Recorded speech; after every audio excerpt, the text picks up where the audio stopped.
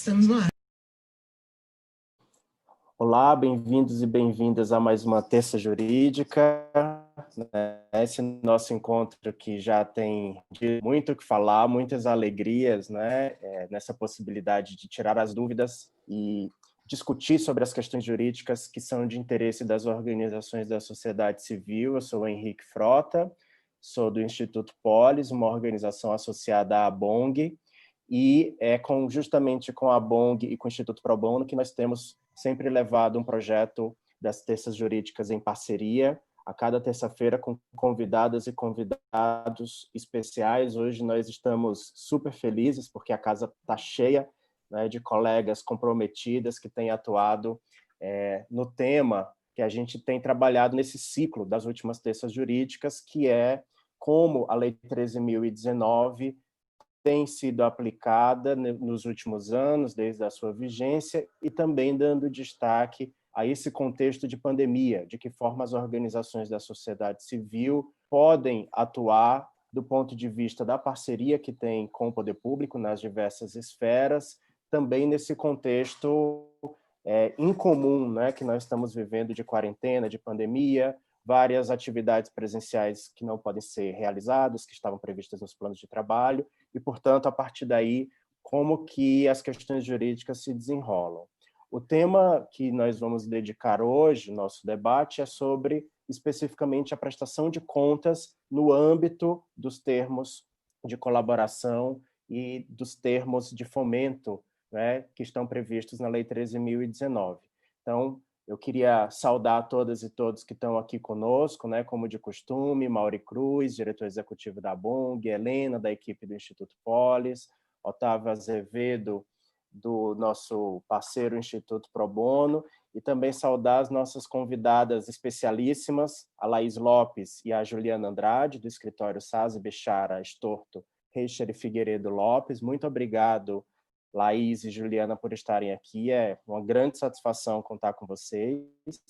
E também queria saudar e agradecer a Adriana Moura e a Juliana Furini, do escritório Matos Filho, que também tem sido aí nosso parceiro em diversas terças jurídicas. O Matos Filho tem participado conosco, também é uma alegria tê-las ambas aqui conosco. Muito obrigado. Vou passar a palavra para o Mauri. Como de costume, o Mauri tem aí nos apresentado sempre, né, qual é o panorama inicial sobre o tema do dia. Mauri, bem-vindo. Obrigado, bom dia. Pessoal, muito boa a nossa live hoje, né? Nosso webinário bem florido, como disse o Henrique, né? E bom dia, boa tarde, boa noite, né? Para quem está aí acompanhando essa vantagem que a gente tem, né? De fazer uma atividade nas redes sociais e tal, porque as pessoas às vezes não podem assistir na hora, né? Mas fica curioso, curiosa e acaba assistindo depois, né? Então, na hora que você estiver assistindo, sejam bem-vindos e bem-vindas, né? Nós estamos no penúltimo módulo do tema das parcerias, né? A gente, terça-feira que vem, ainda vai tratar o tema dos planos de trabalho, né? O tema das prestações de contas é sempre um tema bastante, assim, importante, digamos, né? Até porque é sobre esse tema que, na época dos convênios, né, a administração pública tinha mais assim, tinha mais rotina, mais regras, mais cultura, mais experiências, né? Ou seja, na época dos convênios, né, a gente tinha uma situação de que a organização da sociedade civil acabava acordando com uma secretaria de ponta, um órgão de ponto, né, de ponta, a necessidade da parceria, chegava até a detalhar um plano de trabalho lá para fazer a parceria, e depois, eventualmente, o próprio convênio ele era assinado lá na procuradoria, ou às vezes no gabinete do prefeito, né? E aí com várias regras, né, que eventualmente não tinham sido discutidas ali naquele momento inicial, né? E depois a organização ia executar a parceria e, no geral, só se voltava a conversar, né, na hora da prestação de contas, né? E aí, muitas vezes, a gente tinha várias situações né, de insegurança jurídica, até porque, às vezes, era uma outra administração que estava analisando a prestação de contas e tal. Então, a implantação da 3019, né, ela construiu regras novas, digamos assim, né, ou regras, né, onde não haviam regras, né.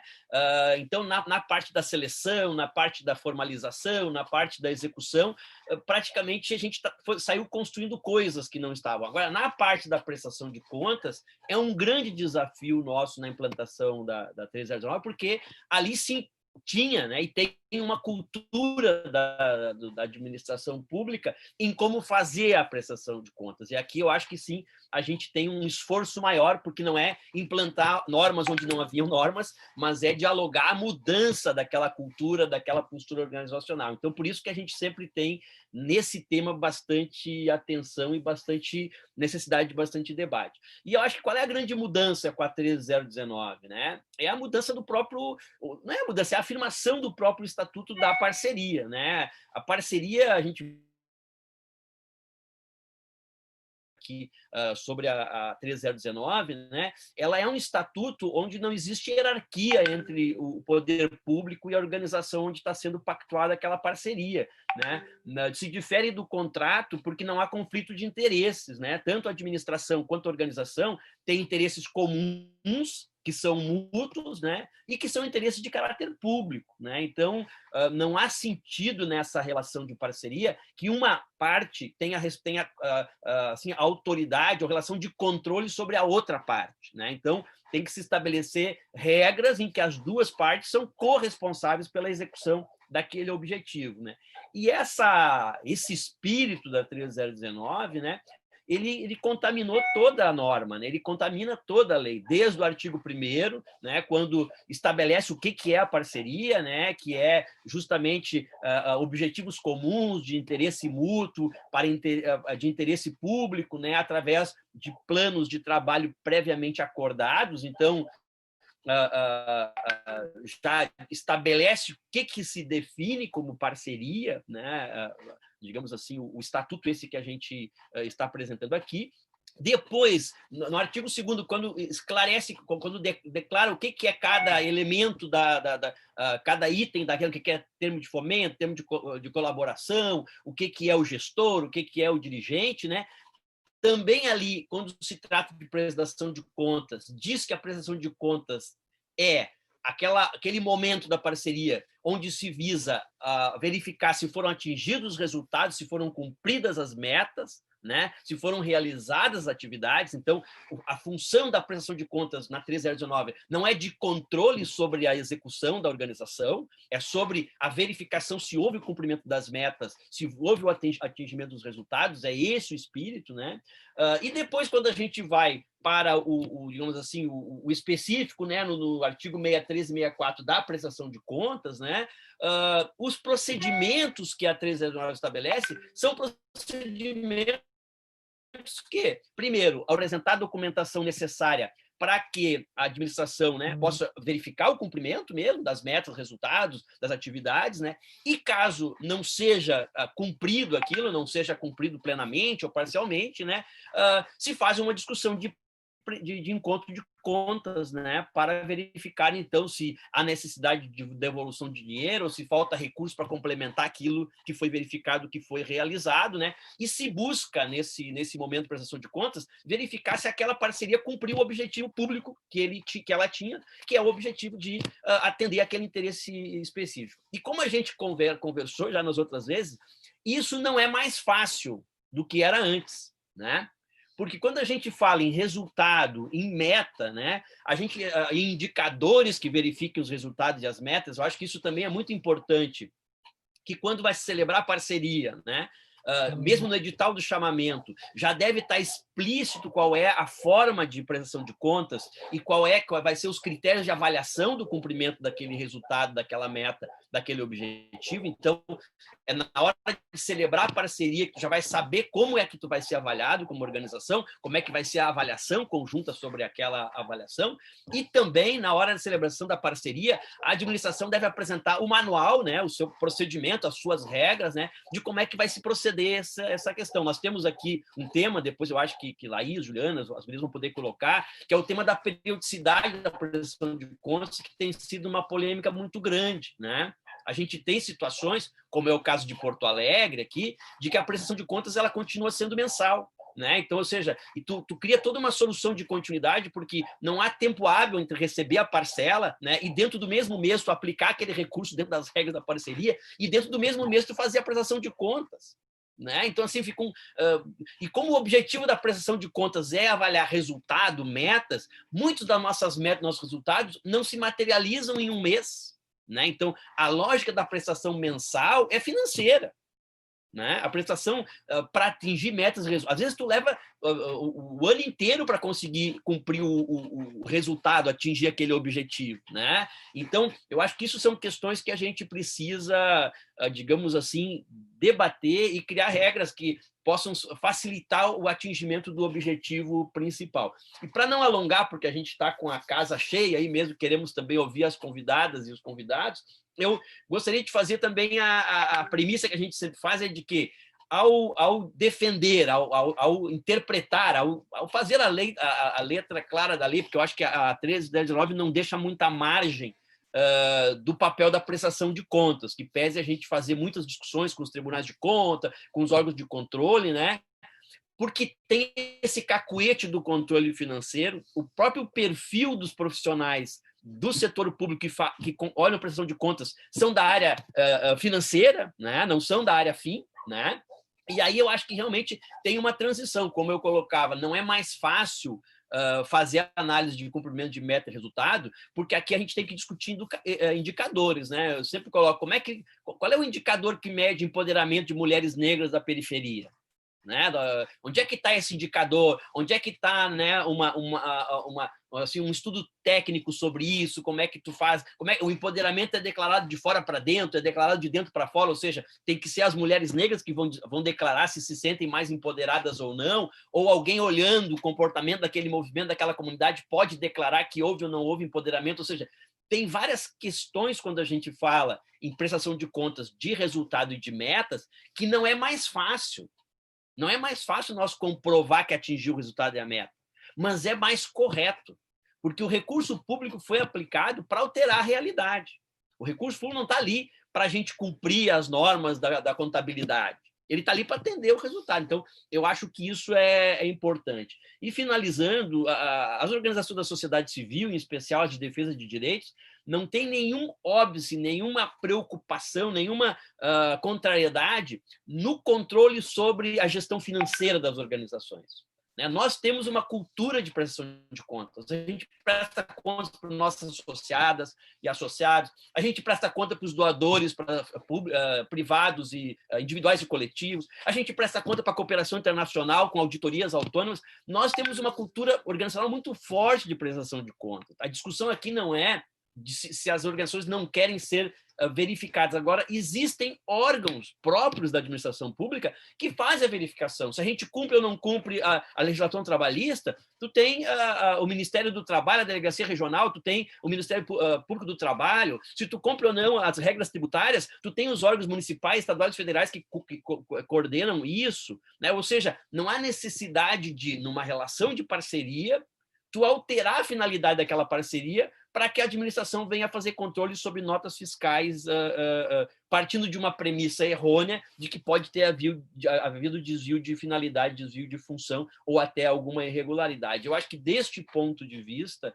o que nós queremos defender aqui e reivindicar é que a parceria seja tratada como uma parceria. Se houver indícios de irregularidade, de malversação, a própria 13.019 já apresenta como fazer, pode suspender repasse, pode fazer a tomada de conta especial, isso nada está vedado, pelo contrário, isso é desejado que se faça, mas não dá para, na rotina, partir da premissa da desconfiança. Eu acho que a grande mudança da 13.019 é essa mudança do estatuto da parceria, onde é uma relação de iguais a partir de uma relação de confiança, né? E isso eu acredito que nós temos que reconstruir. Nós estamos numa fase de implantação da lei e acho que a nossa tarefa é construir esse paradigma aí para que a gente tenha parcerias mais eficazes, né, do que a gente teve até agora. Isso aí, câmbio. Obrigado, Mauri. Ótima introdução. Vou passar a palavra para a Helena Duarte, que tem sido a principal responsável pelo atendimento de orientações jurídicas nessa parceria com a BONG, E nós temos recebido também por esse canal, né, Helena, dúvidas exatamente sobre prestações de contas, ou não necessariamente nesse momento de pandemia, diga-se de passagem, né, projetos bastante antigos, inclusive, em que a prestação de contas revive, né, o controle de contas revive, assim, às vezes depois de quase 10 anos, o poder público inquirindo novamente as organizações. Então, bem-vinda, Helena, mais uma vez. É uma alegria ter você aqui também com a gente. Bom dia aí a todos e todas, todo mundo que está nos assistindo. É um prazer, mais uma vez, estar aqui nessa terça jurídica. Essa terça hoje é majoritariamente feminina, né? Estou feliz com isso, então muito bem-vinda a todas e todas. Primeira coisa, acho que é importante, o Henrique estava colocando, né? A gente tem feito um atendimento jurídico da Bong através do e-mail jurídico@bong.org.br. A gente, normalmente aqui nas lives, tentamos tratar de todos os assuntos, né? Mas com certeza ainda restam dúvidas, até porque é impossível que a nossa live consiga abordar todas as questões que são complexas, né, da realidade das organizações. Então, muitas vezes as pessoas nos escrevem contando um caso específico ou uma dúvida geral, e é para isso mesmo que o nosso atendimento jurídico está aí, tanto para dúvidas gerais, que podem parar nas organizações desde sempre, então sempre foi uma dúvida que existiu, ou um caso específico, né? Como o Henrique colocou, a gente já recebeu duas situações em que organizações tiveram parcerias questionadas muito tempo depois em relação à prestação de contas. Acho que depois a gente pode entrar mais aí nessa seara, né? Pegando um pouquinho aí o gancho do Mauri, né, na questão geral da prestação de contas e um pouco fazendo uma introdução, até porque a gente está em bastante gente, vamos conseguir entrar cada um em um ponto, né? Acho que o Mauri já colocou como a definição da prestação de contas, dessa análise de resultado, está alinhada com todos os dispositivos do MIROSC, né? Então, da parceria ser um regime de multa-cooperação, né? Voltada para o interesse público. E acho que tem uma questão importante, né? Que isso significa que não há uma lógica de desconfiança com as organizações ou de controle sobre a gestão administrativa, que é de responsabilidade das organizações. Então, muitas vezes, essa lógica que um pouco o Mauri falou de controle, de desconfiança, não estão condizentes com o próprio MIROSC, que trabalha o tempo inteiro de que é uma parceria, um regime de multa-cooperação. Destacando aqui, por exemplo, o artigo 68, né? É chato a gente ficar falando de artigo, né? É uma mania de advogado, mas acho que é importante destacar que coloca que está um pouco expressa essa questão da falta, que não pode haver essa falta de desconfiança, que essa relação tem que se dar baseada numa relação de confiança. Então, por exemplo, o artigo 68 que coloca que os documentos entregues, eles têm que ser considerados como lícitos, como válidos, mesmo que sejam cópias digitalizadas. Por esses princípios que eu estou dizendo, né, que é uma relação de confiança, que se confia no que a organização está dizendo, que cumpriu as suas metas. E acho que um segundo ponto que eu queria colocar, que eu acho que o Mauri já tratou também, é que não é simples, né? Por mais que seja uma conquista das organizações, ser analisados metas, resultados, e não a questão estritamente contábil, a documentação, as notas fiscais, isso não é simples, é uma conquista, mas também não é simples a comprovação dos resultados, das metas. O próprio Mauri colocou, né? Como a gente vai medir ou vai saber se a gente alcançou o resultado do empoderamento de mulheres negras, por exemplo? É muito difícil.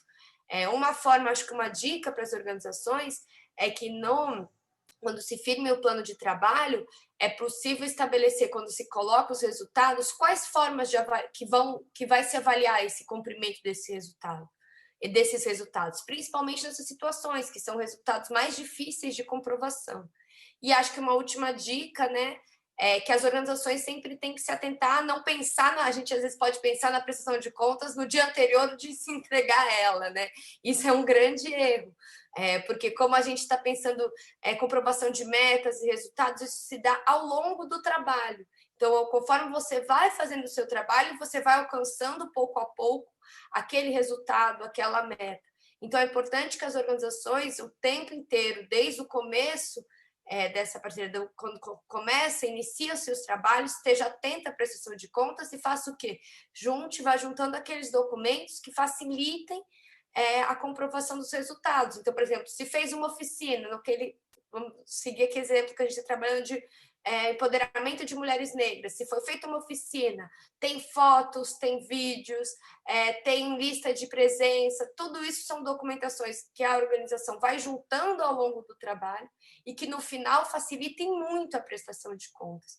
Então, acho que pensando como pouco a pouco se alcança esses resultados e quais documentos vão comprovando esses avanços, principalmente na situação de resultados que são mais difíceis de comprovação ou que é mais complicado. Alguns são mais fáceis. Se atingir 30 pessoas desse jeito, às vezes é mais fácil a comprovação, mas esses que não são tão diretos, tão específicos, é importante que o plano de trabalho tenha formas de avaliação e que ao longo do trabalho vá se juntando essa documentação.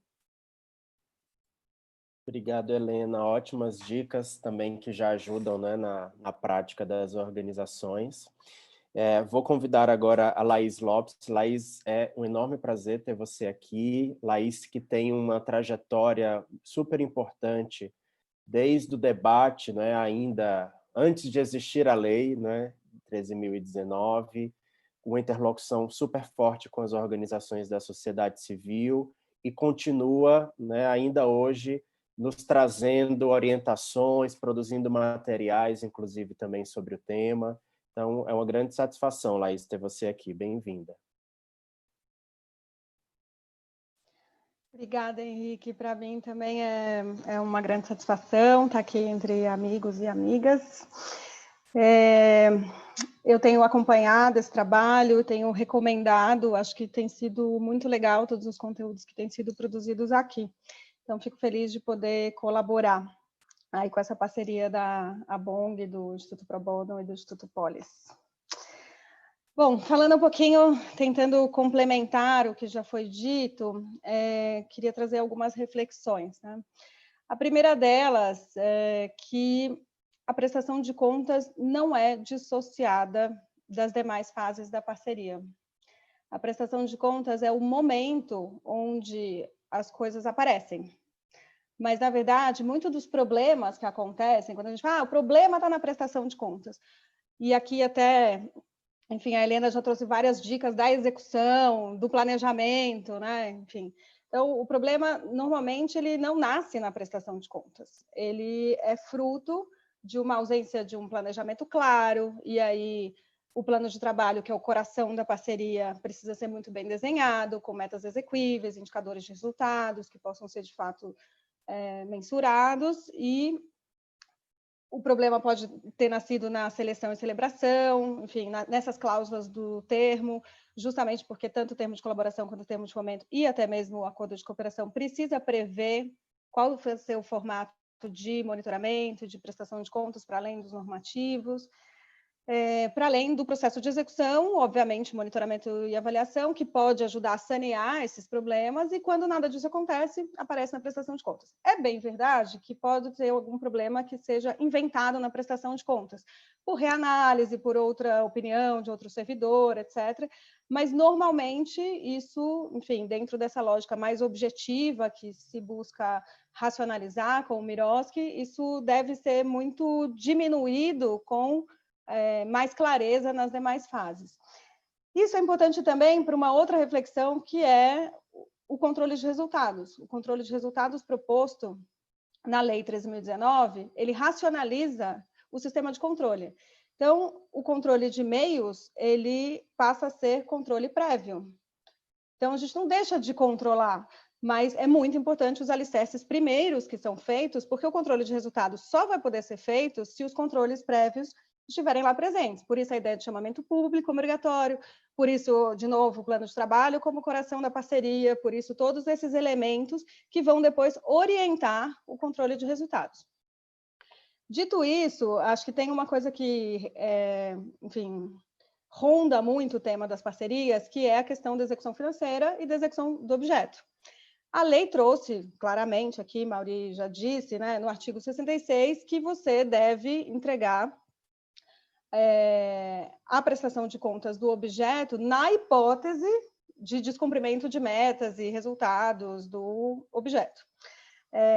Para isso, o Decreto Federal 8726 criou um fluxo, inclusive de notificação da organização. Então, primeiro você analisa o relatório de objeto e depois você notifica, abre prazo de 60 dias para apresentar o relatório de execução financeira. Justamente para, enfim, organizar como que funciona essa entrega e análise de documentos. Mas para que isso aconteça, tem uma série de outros dispositivos que foram pensados na lei para garantir que isso seja facilitado. A entidade tem a obrigação de ter uma conta bancária específica para gerenciar esses recursos, precisa guardar todas as notas e todos os recibos. Existe, no caso do âmbito federal, uma plataforma eletrônica que é induzida para que tenha também nos estados e municípios, o que facilita essa organização de documentos. Nos lugares que não tem plataforma eletrônica, precisa ter um pouco mais de organização da própria entidade, para que depois, se for necessário reunir todos esses documentos, já esteja tudo isso muito mais fácil.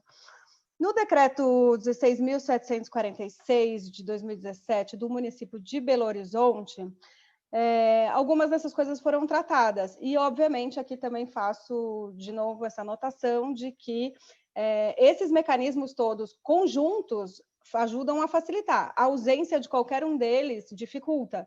Então, a lei foi pensada numa lógica de parceria por controle a partir de plataforma eletrônica, que induza isso de uma forma organizada. Então, lá em Belo Horizonte, os únicos documentos que são necessários de serem inseridos nessa plataforma eletrônica, até 20 dias depois do vencimento da obrigação, são os documentos fiscais, trabalhistas e previdenciários. Então, esses são os que o governo controla, o poder público. Mas os demais, a organização guarda e só vai apresentar se for necessário. E lá, uma outra coisa interessante aqui a ser destacada nesse ponto é sobre a periodicidade da prestação de contas. Justamente, na lógica municipal, é muito comum que as prestações de contas sejam mensais, né? Essa é a lógica anterior. E a lógica do Miroski, ela não prevê prestação de contas parcial. Existe prestação de contas final e existe prestação de contas anual. Pelo menos uma vez por ano você presta contas. E aí os municípios continuam replicando essa lógica mensal. Então, lá, a indução é de que a prestação de contas não seja com menos de 3 meses, justamente para tentar fazer com que tenha mais fôlego, tanto a administração pública quanto as organizações da sociedade civil, para conseguir fazer uma boa gestão desse projeto. E aí, o que entra no lugar disso? O monitoramento. O que entra no lugar dessa prestação de contas parcial, por isso não tem necessidade mesmo de ter essa prestação de contas com uma periodicidade tão curta, é a ideia da gente poder fazer esse acompanhamento para e passo nessa troca entre administração pública e organização. Eu vou parar um pouco por aqui, porque esse é um tema, enfim, que eu adoro, e senão eu vou ficar falando demais, mas fico super à disposição para o debate, para os diálogos. Obrigada. Obrigado você, Laís. Depois, quando a Patrícia trouxer questões, certamente vão aparecer dúvidas também, que a gente vai socorrer de você ainda no debate de hoje. Queria chamar também a Juliana Andrade, que trabalha com a Laís no escritório, né? Também tem acompanhado o tema do Miroski, tem acompanhado como organizações da sociedade civil têm desenvolvido parcerias. Juliana, bem-vinda também, aqui é uma satisfação. Perdão.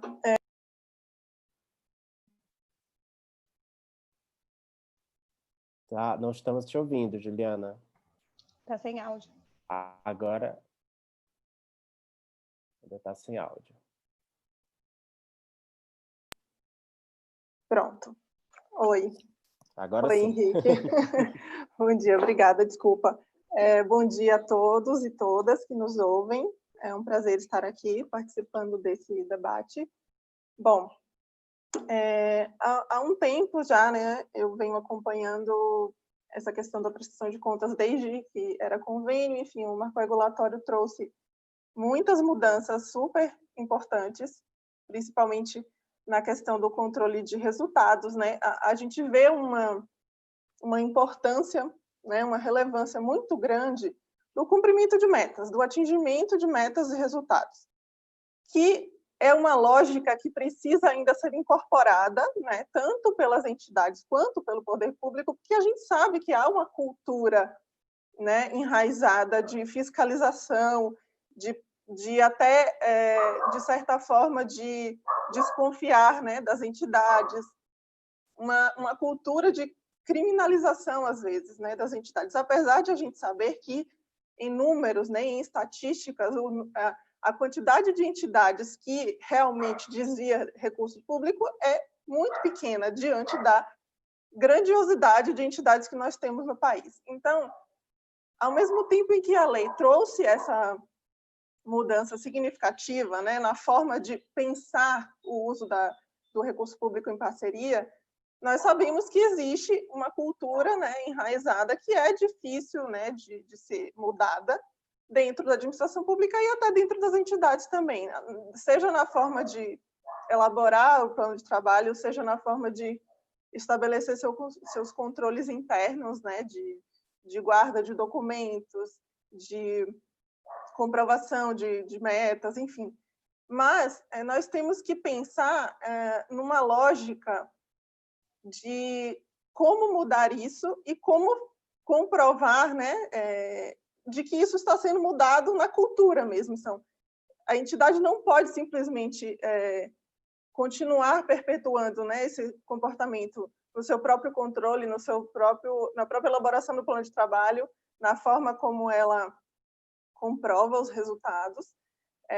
E isso, discutindo eventos como esse, né, que a BONG promove, são super relevantes para trazer isso para a pauta, porque nós não temos como mudar isso se não partir também, né, de uma organização, né, de uma mobilização da sociedade civil nesse sentido. O marco regulatório já foi uma vitória nesse sentido, né, uma vitória legal, normatizada, mas precisamos, né, também de uma mobilização na mudança de cultura.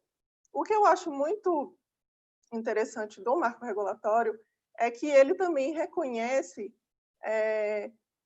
formas, né, de estabelecer como a entidade não pode ser eternamente penalizada.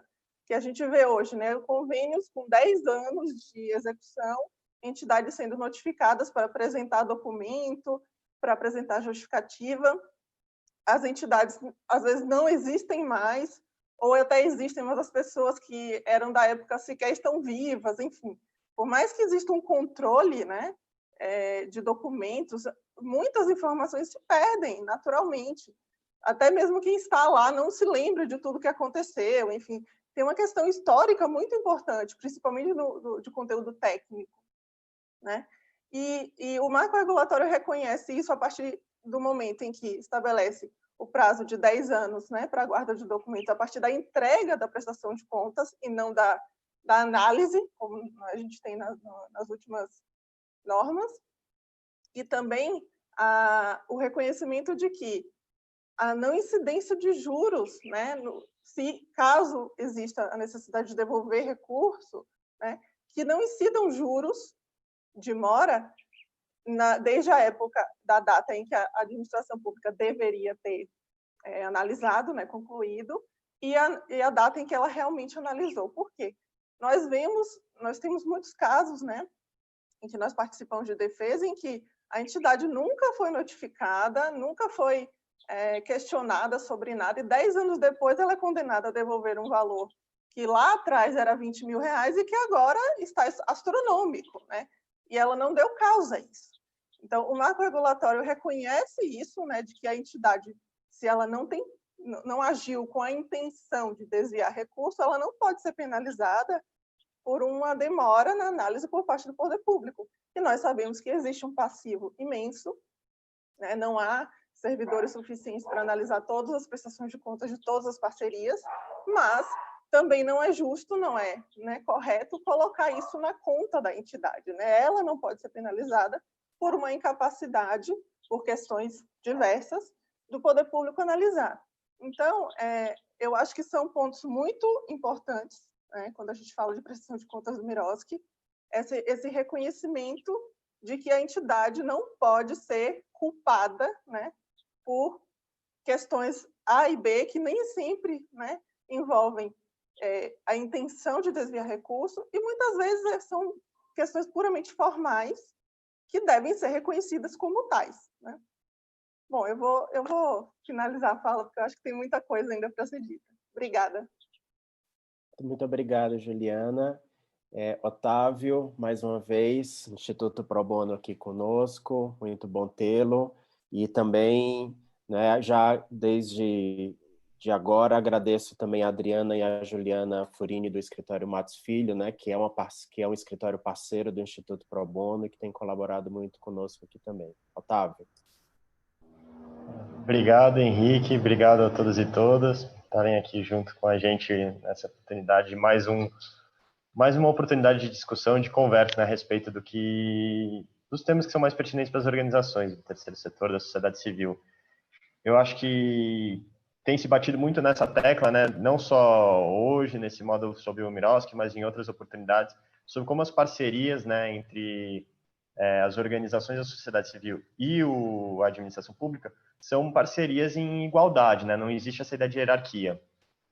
E só que a gente tem visto, né, também na pandemia, né, como ela tem afetado todos os aspectos da nossa vida, essa relação também tem sido um pouquinho tensionada, né, com as mudanças que a gente tem enfrentado, com todo esse contexto diferente, né.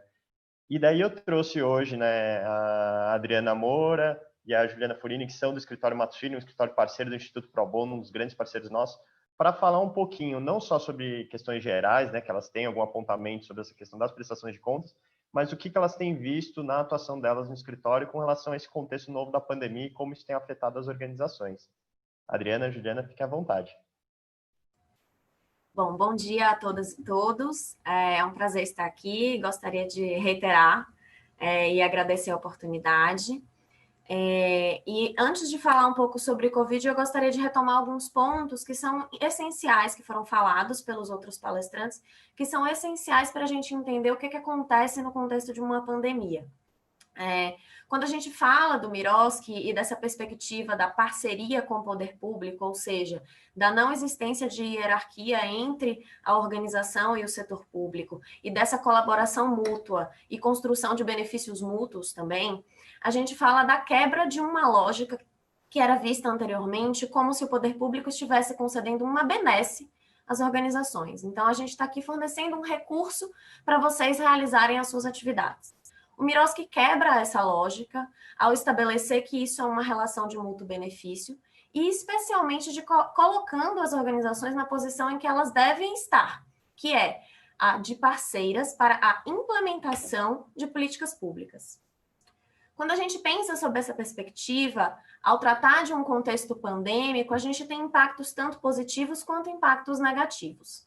Embora o papel do terceiro setor, né, tenha sido mais relevante nesse momento de pandemia, desde março a gente tem visto como as organizações são essenciais no combate aos efeitos da pandemia, e não só pensando da perspectiva de saúde, que é a primeira área que é afetada, mas também pensando na perspectiva de combate aos efeitos adversos, né? Então, fome, ausência de renda, questões relacionadas à educação. As organizações do terceiro setor, elas têm se desenvolvido de uma forma que estão demonstrando nesse período a essencialidade para o alcance desse interesse público e se colocando cada vez mais nessa posição de igualdade e de parceiras. Por quê? Elas têm uma capilaridade muito maior nas comunidades onde elas se inserem, elas têm uma expertise que o setor público não necessariamente apresenta, porque, de novo, né, técnico, burocrático, em termos de relacionamento com comunidade, quem está inserido dentro costuma ter maior facilidade, e também pela atuação em rede. Então, a gente tem visto a construção de muitas redes de atuação que não existiam antes e que estão se formalizando e se consolidando agora, e trazendo esse aspecto que o poder público não consegue realizar. Né? Mesmo quando a gente pensa em uma atuação de política pública transversal, ou seja, que é uma pauta que cruza diversos temas como emprego, assistência social, saúde, educação, mesmo pensando nessa perspectiva transversal, é muito difícil da gente alcançar todos os públicos que a gente se propõe a alcançar com a política pública, e as organizações, elas são esse ponto de contato, exatamente porque elas estão no chão, né? Elas estão na linha de frente. Então, no contexto da pandemia, essa essencialidade das organizações para o alcance dos resultados públicos e do interesse público tem sido cada vez mais visto. E esse é o lado que a gente pode dizer que seria o lado positivo causado pela pandemia na atuação das organizações. Porém, a gente tem N efeitos negativos, né? Pensando da perspectiva das doações, que é a principal fonte de recursos das organizações até hoje, a gente tem o desvio desses recursos, né? Eu vou falar desvio, mas é o redirecionamento desses recursos para pautas mais urgentes, né? Principalmente saúde e assistência social. Então, algumas pautas como proteção ao meio ambiente, cultura, elas acabam sendo deixadas de lado momentaneamente.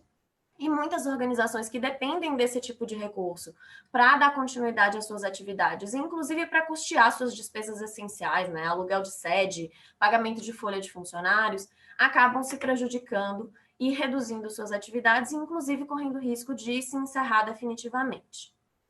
Outra questão que a gente tem visto bastante é relacionado especificamente ao Miroski, né? Os termos de fomento e parceria, ainda existe uma dificuldade, então, como todos já mencionaram, ainda existe uma dificuldade por parte do poder público de entender o Miroski e de aplicá-lo corretamente. Existe uma cultura que ainda é vinculada aos falecidos convênios de uma prestação de contas recorrente, uma cultura de entendimento desse favor, né, do poder público, estamos concedendo recursos para que você faça as suas atividades.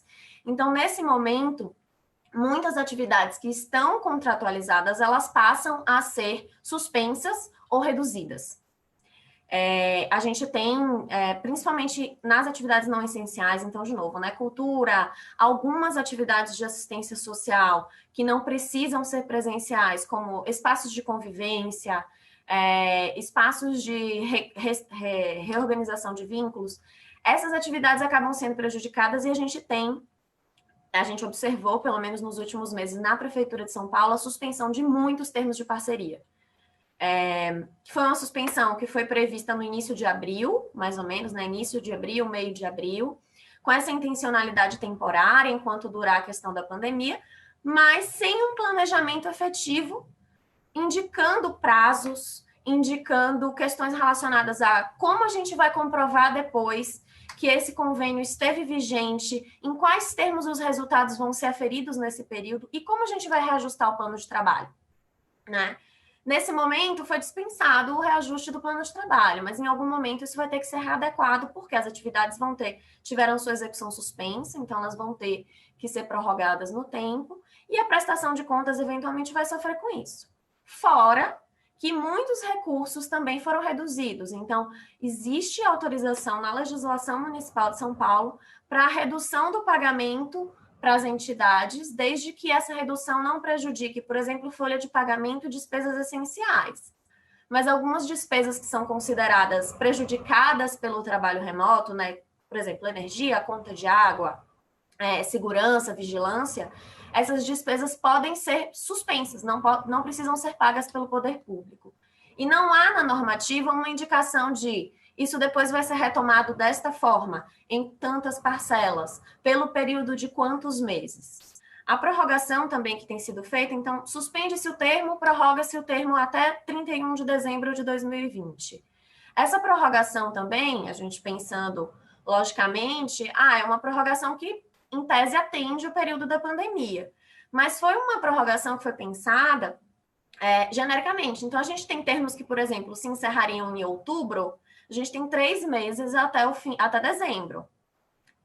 Temos aí 1 mês de saldo de atividades suspensas para verificar como isso vai ser realizado.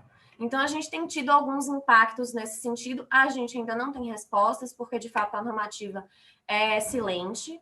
O tema da prestação de contas não foi endereçado imediatamente. A gente tem algumas normas que falam sobre a prestação de contas de 2019, o adiamento da prestação de contas de 2019, mas nada é dito sobre esse período da pandemia e há a possibilidade disso não ser solucionado de forma clara pelos normativos posteriores e de ter uma interpretação restritiva pelo poder público e principalmente pelos órgãos de controle quando esses períodos chegarem lá para avaliação.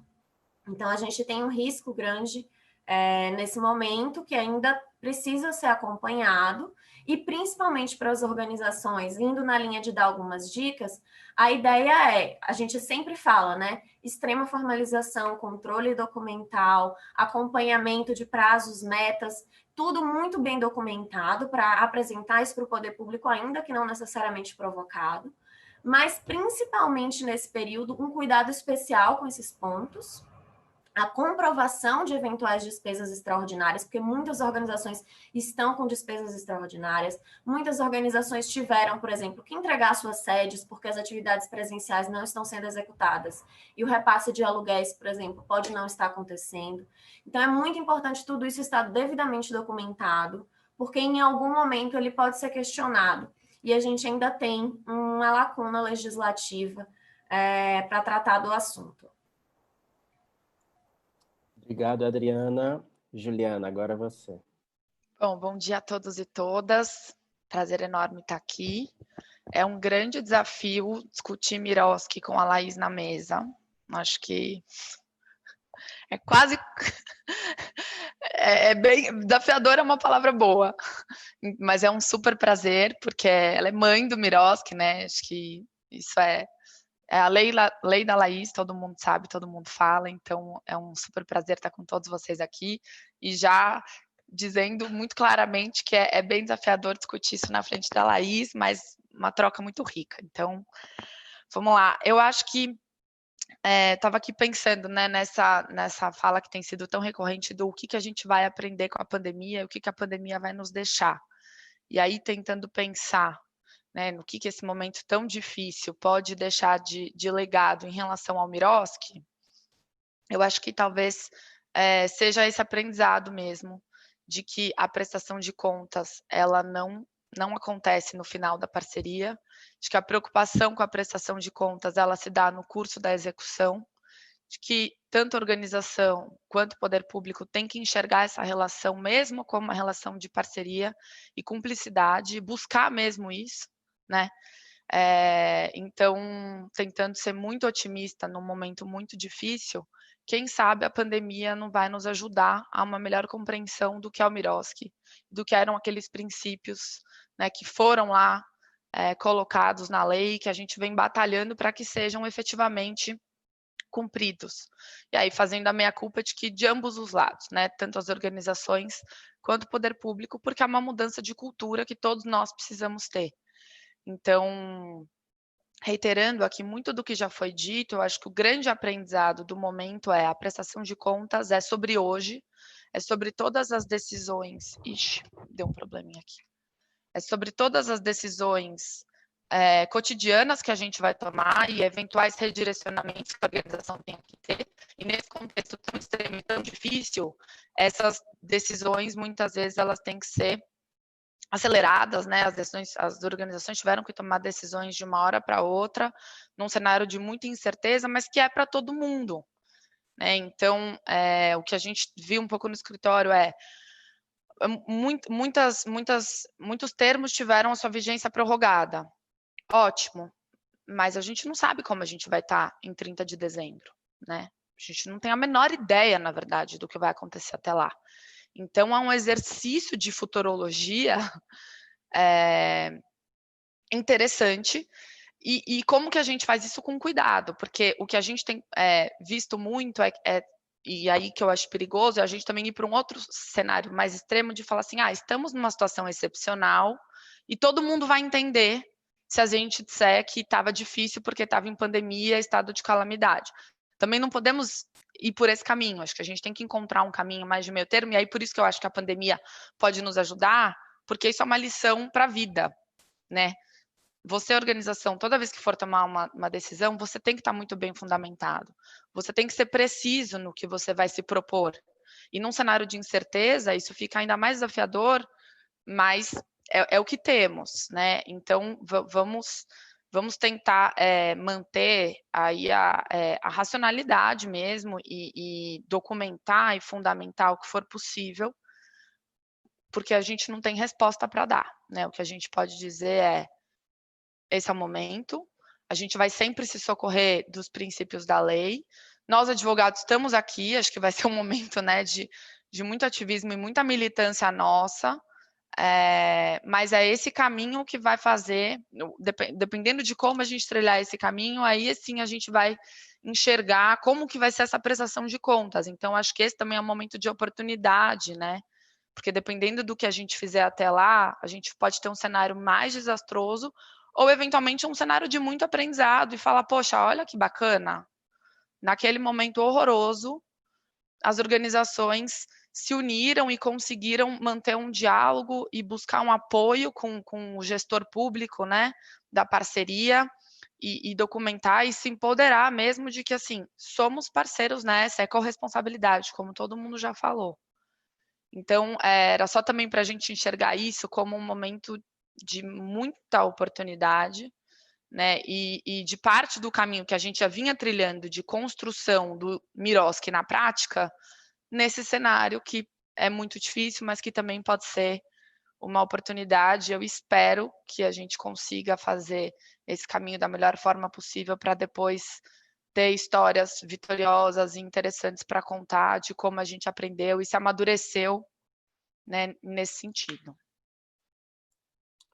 Obrigado, Juliana. Bom, tivemos uma excelente primeira rodada aqui de, né, já várias questões importantes que devem ser alertas para as organizações e que devem ser observadas pelas organizações.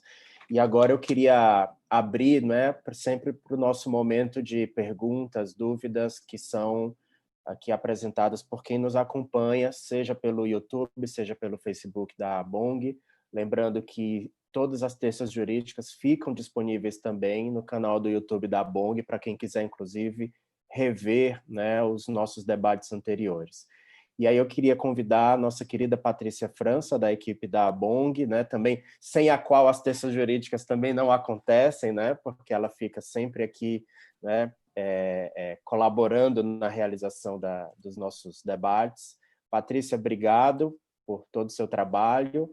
E queria te perguntar se nós temos aí dúvidas que vieram do YouTube ou do Facebook da Bong. Olá, pessoal, bom dia. Obrigada, Henrique. Nós temos dúvidas, sim.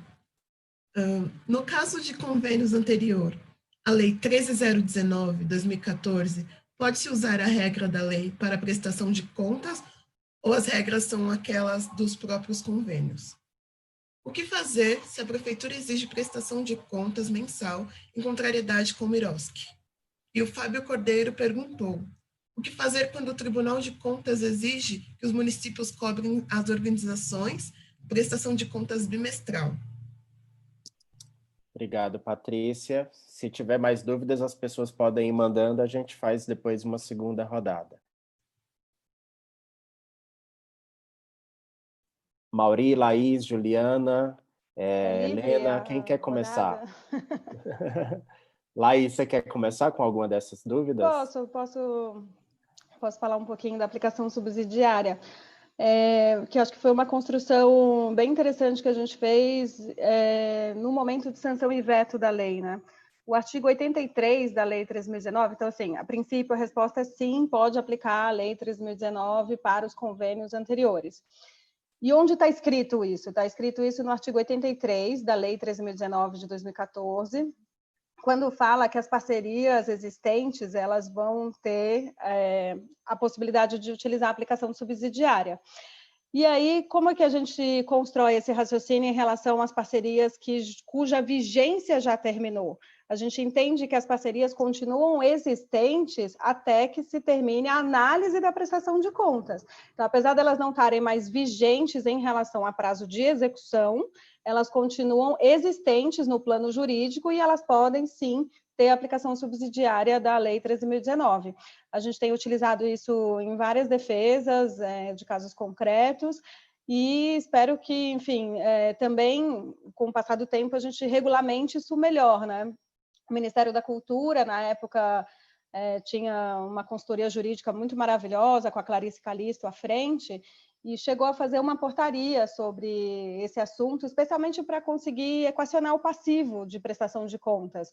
E aí olhar para esse passivo com o olhar de cumprimento de objeto e metas e resultados, né? Então, cumprir o objeto, enfim, essas parcerias de 10, 20 anos atrás não precisariam ser olhadas novamente, né? Enfim, tem inclusive várias questões que estão envolvidas, que são diretrizes da análise de risco, né? Então, tudo isso está dentro desse processo de racionalização administrativa, então não tem nada fora de espectro, de controle.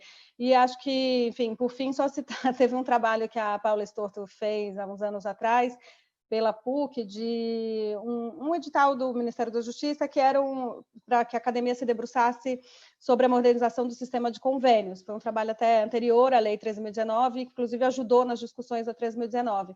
E lá consta uma jurisprudência do TCU que falava que se o Ministério da Cultura continuasse naquele ritmo de análise de prestação de contas, ia demorar 26 anos para limpar o passivo. Então, acho que essa racionalização administrativa é justamente para a gente buscar, com critérios bem assertivos e objetivos, resolver as situações para trás e conseguir ter uma nova vida de parcerias daqui para frente. Era um pouco essa contribuição, e eu vou deixar, enfim, rodar a palavra e depois eu continuo com outras reflexões.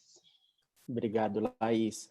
Bom, as outras duas perguntas são muito próximas, né? Tanto a que o Fábio nos coloca, né? O que fazer quando os tribunais de contas exigem que os municípios cobrem prestações de contas bimestrais das organizações, e teve uma outra pergunta também, o que fazer quando o próprio município, né, o próprio poder público local, exige prestações de contas mensais. Alguém gostaria de arriscar questões aqui sobre essas duas dúvidas? Acho que sobre isso, primeiro seria importante verificar o que a legislação local fala sobre isso, né? Só porque a gente, enfim, sabe que algumas regulamentações locais acabaram até incorrendo em previsões que não observam, né, o que a nossa lei 13.019 colocou. Então, acho que uma situação é a gente ter uma norma regulamentadora questionável, e outra situação é a gente ter um pedido ou alguma postura, uma diretriz que não encontre sequer fundamentação numa norma, né? Então, eu acho que é só importante a gente entender isso. E aí, a primeira coisa que a gente sempre diz lá no escritório é: qualquer tipo de solicitação, ela vem por escrito e fundamentada. Então, a partir daí, você também poderia entender o que está por trás desse pedido, até para ver qual é a melhor forma de endereçar, entendendo que essa não é a lógica que está posta no Miroski, e aí os demais colegas também podem complementar com a visão deles sobre isso, né? Então, você não necessariamente tem esse dever de obediência, mas, ao mesmo tempo, se você está sendo solicitado, é interessante que você busque uma resposta e, da mesma forma, também fundamente sua resposta e justifique, né? Então, buscaria entender melhor da onde vem o fundamento, onde que ele está alicerçado, se é que isso existe, para, a partir daí, dar uma resposta até explicando eventual desnecessidade da apresentação, ou o que a organização tem que pode, de certa forma, atender um pouco dessa solicitação, sem que ela precise romper com a sua lógica e programação anterior. Não sei o que os demais têm a dizer. Mauri? Posso falar?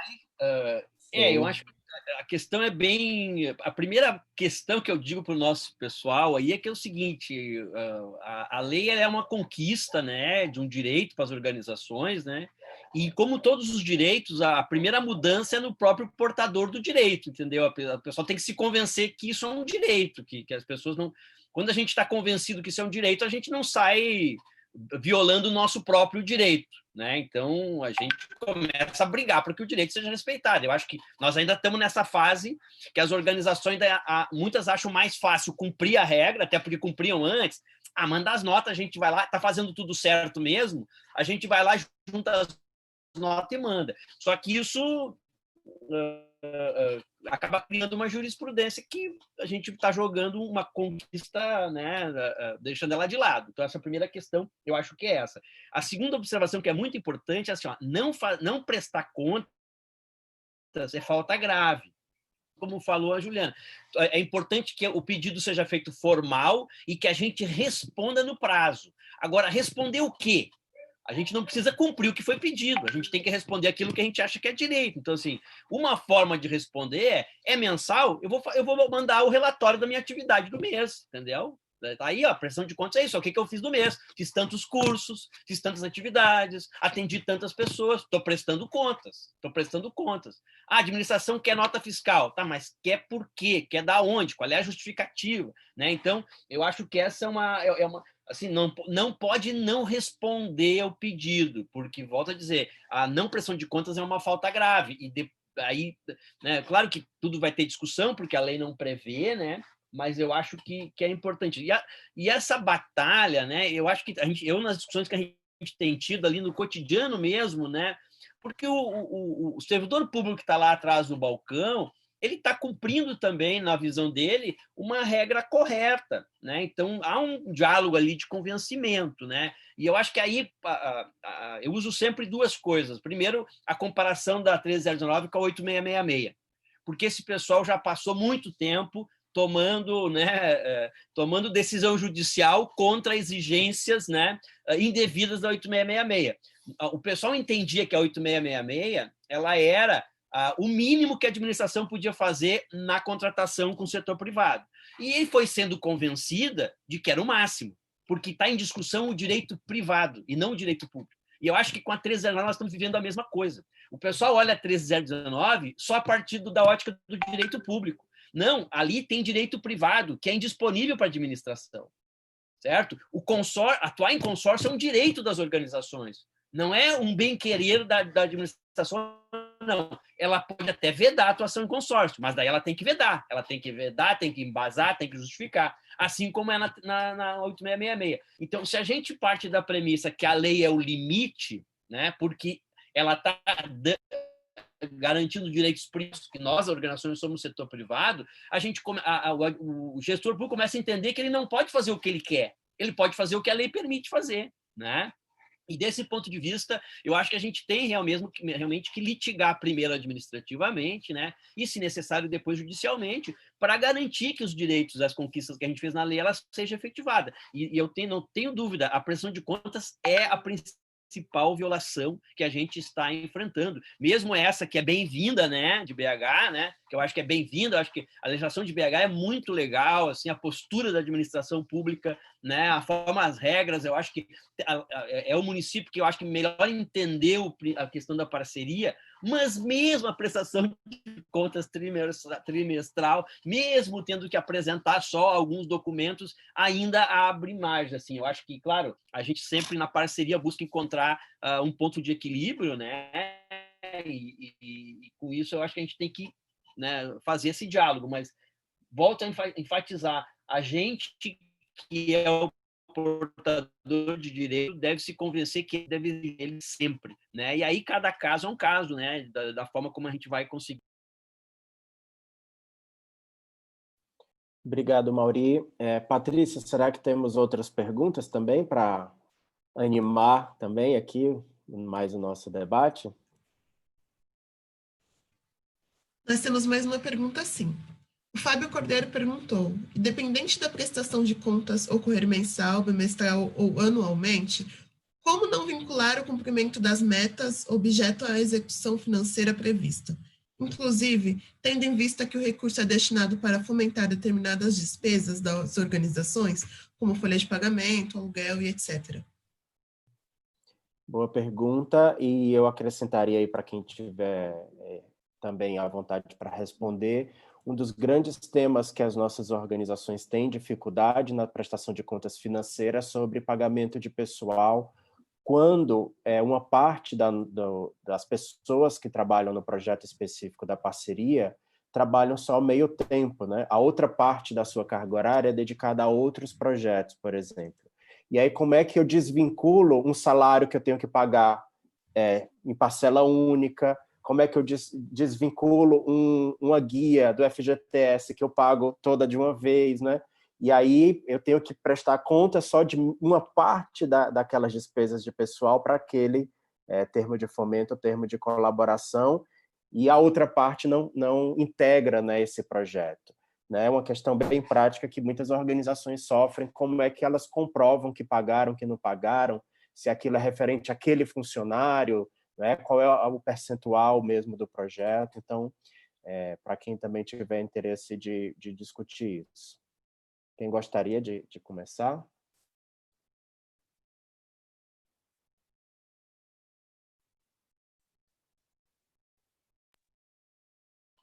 Posso dar um pitaquinho aí, então, já que ninguém Eu me esqueci de falar uma questão importante, que esse debate da pandemia aí está tendo uma discussão lá no Congresso, um PL do Afonso Florencio sobre o tema da flexibilização dos termos de fomento e colaboração por conta da pandemia, né? Então, acho que isso é uma oportunidade, né, da gente, que a Adriana colocou, da gente inclusive tem reunião amanhã de manhã, com a Frente Parlamentar de Defesa das OSCs, né, da gente até incluir esse tema aí de como interpretar a prestação de contas em período de pandemia, né? Só para fazer o diálogo rápido aqui, as analogias, para mim, eu acho que são muito importantes. Quando a administração contrata uma obra, né, um viaduto, né, para construir um viaduto, ali tem o salário dos trabalhadores, do motorista, a areia, o cimento, o óleo diesel e tal, e tal. E a administração, quando vai aprovar aquela obra, ela vai lá ver se o viaduto está em pé, né? Ela não fica pedindo a notinha fiscal de tudo, porque o objeto contratado é o viaduto e, por óbvio, a administração deve ter orçado bem aquele viaduto. Se a empresa fez o viaduto e recebeu todo o dinheiro, é um fato jurídico perfeito. Não me parece que na parceria seja diferente. Se tinha que fazer 10 cursos para 80 pessoas ao custo de R$1.000, a organização comprovou que fez 10 cursos e que tinha 80 pessoas, para que olhar a nota fiscal? Para que olhar o contra-cheque dos funcionários? Se a conta que a administração fez era correta, R$1.000 pagava aqueles cursos, é um ato jurídico perfeito, entendeu? Então, assim, eu acho que a base de olhar a documentação fiscal é a desconfiança. Não é para comprovar o cumprimento do objeto. E se a gente não muda essa base, sempre vai. Eu fico perguntando nas discussões com os avaliadores, com os auditores, se a organização cumpriu o objeto, se ela comprovou que cumpriu, mas a nota fiscal lá ela foi emitida numa data errada, a nota fiscal. Tu vai glosar o valor? Qual é a base legal para te glosar o valor? Então, na verdade, o auditor está arranjando um problema para ele mesmo, porque ele eventualmente vai ver algum problema formal, algum problema burocrático, não estou falando de desvio, né, de malversação de recurso, estou falando de problema burocrático, formal, mas ele não vai poder glosar porque foi cumprido o objeto, foi cumprido, né, a meta e o resultado. Então, assim, me parece que é desnecessário. Claro, o que tem que acontecer é mudar o perfil de quem faz a análise de prestação de contas, que tem que ser alguém da atividade fim, e menos alguém da atividade meio. Eu acho que isso, para mim, é a mudança. Se tu botar alguém da atividade fim, vai olhar o resultado, não vai se preocupar com a nota fiscal. Psicólogo, assistente social, né, educador popular, essas pessoas vão olhar o que é o principal, né? Agora, se tu bota um contador, um auditor, vai olhar a nota fiscal, até porque não tem capacidade, não tem conhecimento para olhar. Eu acho que isso que é a mudança necessária. Eu queria fazer uma ponderação também, falando Depois sobre essas diferenças. Desculpa, gente. Pode ir, Adriana. É só porque eu acho que o que acontece muito no poder público é a reflexão de todas as despesas como se todas elas fossem vinculadas. A gente tem nas normativas relacionadas a cada tipo de edital de chamamento, a cada tipo de parceria, tem as verbas que são vinculadas, então que são para uso específico, e dessas, com certeza faz sentido exigir nota fiscal, recibo, algum tipo de comprovante, porque elas têm um objetivo específico. Já no caso das que não são vinculadas, não tem que ser essa rigidez. A lógica é que elas sigam pela implementação do resultado. E aí a gente tem, de fato, esse problema, de quem analisa as contas, porque quem analisa não é necessariamente da área fim, e 2, que as políticas públicas não necessariamente prevêem os critérios de avaliação do resultado.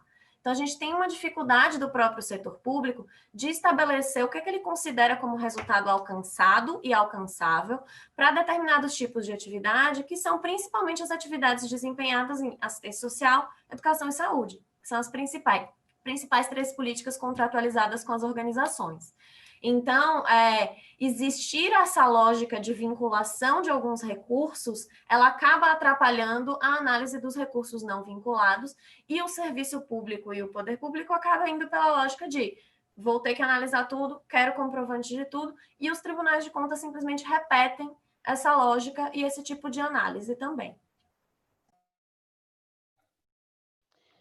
Eu queria fazer uma complementação rápida aqui sobre isso, porque, enfim, tudo bem? Sim, Laís. Pode sim. Eu acho que, enfim, de novo, para a gente melhorar a implementação da lei, acho super importante essa coisa que o Mauri traz do titular do direito se empoderar do seu próprio direito, etc. Da administração pública também, enfim, entender essa lógica de parceria, etc. E a gente precisava colocar a lei inteira em prática, porque só um pedaço dela não funciona. Por que eu estou falando isso, né? Um dos dispositivos do alicerce desse controle de resultados é que a administração pública conheça o custo. Se a administração pública não conhece o custo, aí fica nessa insegurança de saber quanto custa. Então, assim, é óbvio que as coisas, enfim, demorou muito tempo, inclusive, para que a gente tivesse todos os parâmetros de custos da construção civil, mas a gente tem, é muito mais fácil você medir metragem de até onde o prédio está construído do que pensar até onde está construída a educação dentro de uma pessoa, né?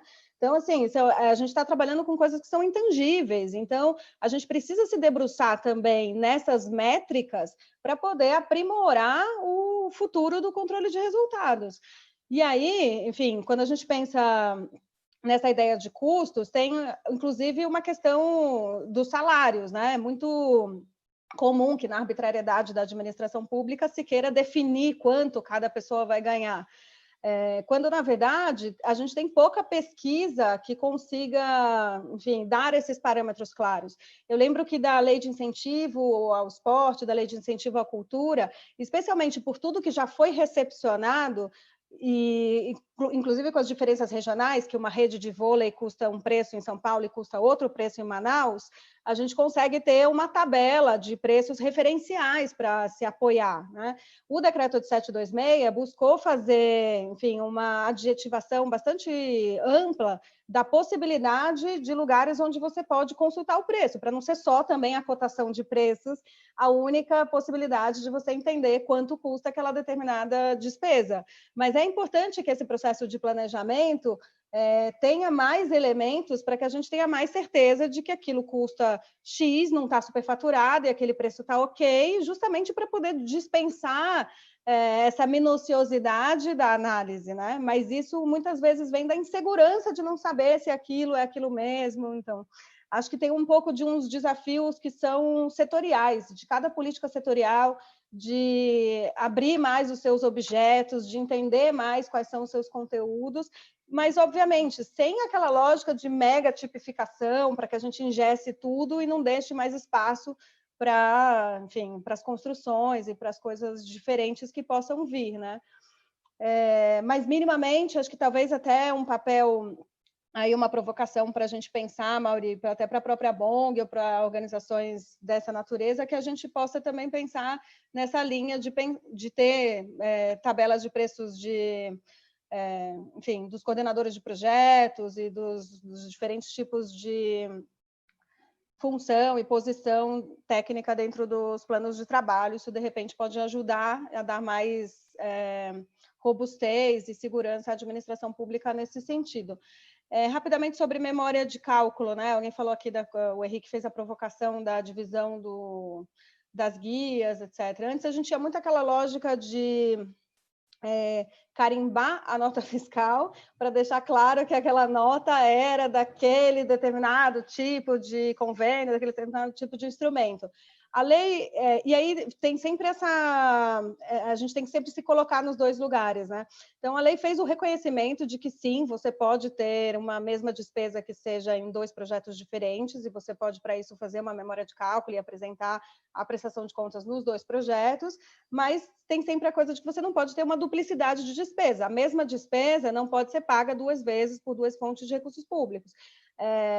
Enfim, é uma coisa meio lógica, mas aí a gente tem que pensar como que é o controle justamente para evitar que as fraudes possam contaminar as boas parcerias, né?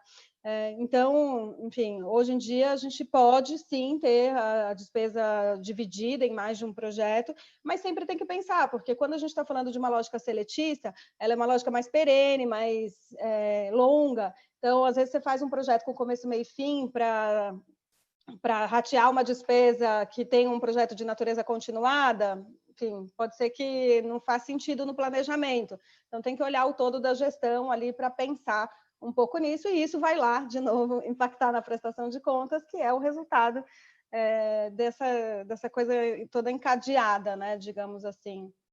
Mas não sei, talvez a Ju Andrade, que, enfim, tem bastante experiência nisso, no cotidiano do escritório, queria comentar alguma coisa adicional. Juliana? Oi.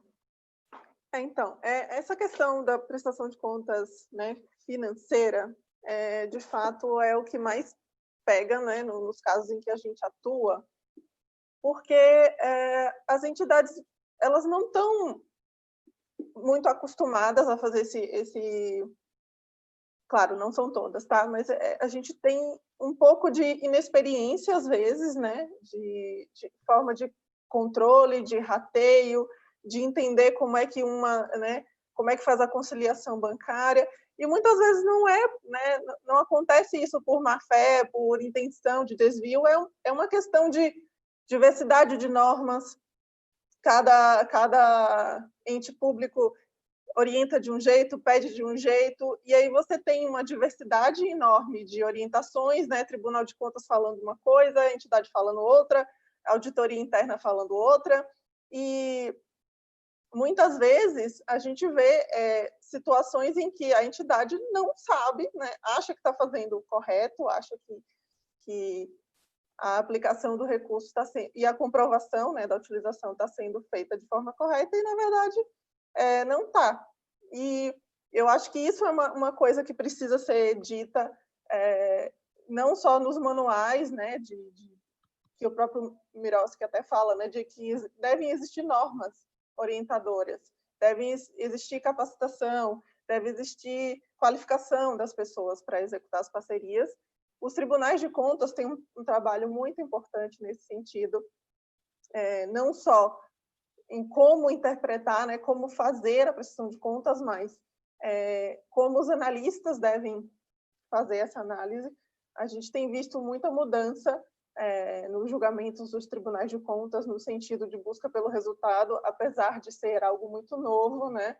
A gente tem uma resolução nova do TCU que fala da importância do controle de resultado, de focar, né, no atingimento de metas, e de que cada decisão do administrador público tem que considerar o risco, né, o prejuízo que vai causar, né, para o administrado.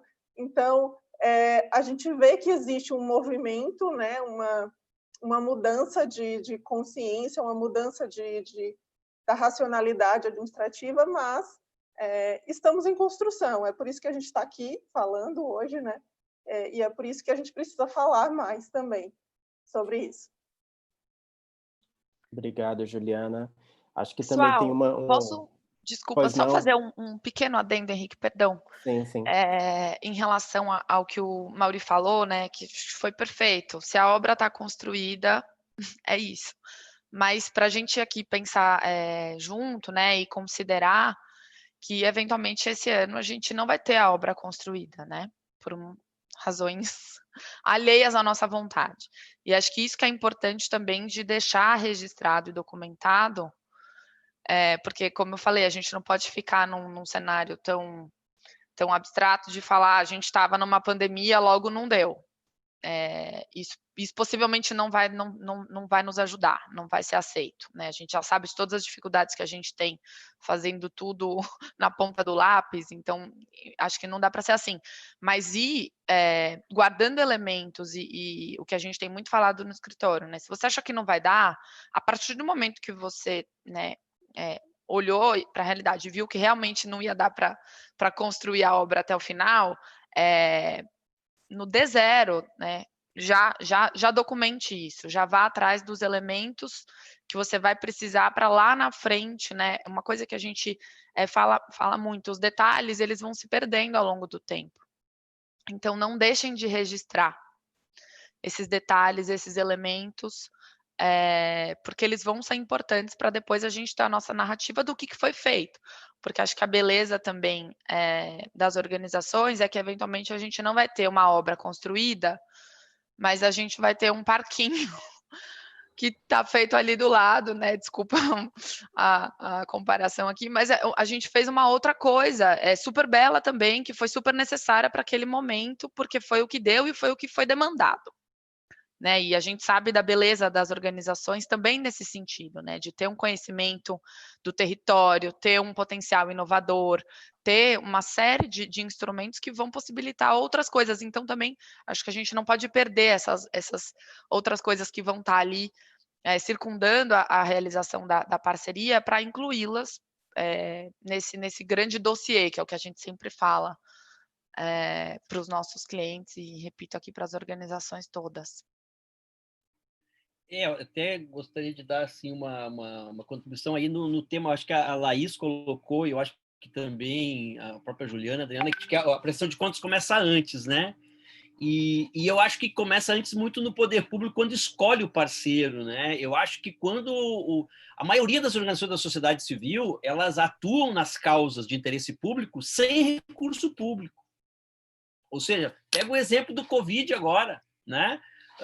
Quem é que primeiro na frente está lá preocupado que não tem alimentação, que as crianças não têm comida, que as pessoas não estão podendo sair trabalhar, que esse exército de pessoas, né, no trabalho informal, proibida de ir para o centro, ou mesmo indo para o centro, mas sem movimento, sem circulação, não tem comércio, é quem está na ponta, que a gente chama quem está com o pé no barro, né?